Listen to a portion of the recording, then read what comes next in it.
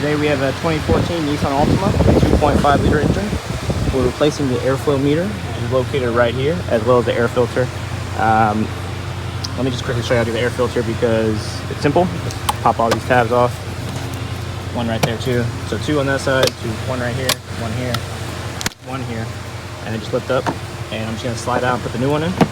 But the airflow meter here, we're gonna unplug this. And with the Phillip head, we're gonna remove two screws right here and slide it out. So I'm gonna go ahead and get these screws out and then we'll slide it out. Now after removing those two screws, just slide it up. There you are, put that to the side.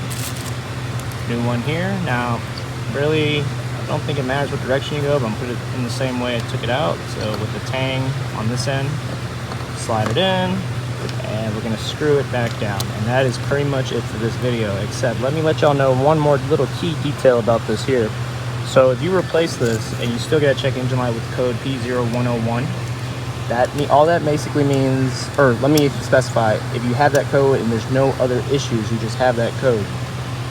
The issue is that to solve this, since you already replaced the sensor, is you just need to do an ECU relearn. So and pretty much anyone with a scanner can do that, or you can take it to the dealership. So that's pretty much it, you guys.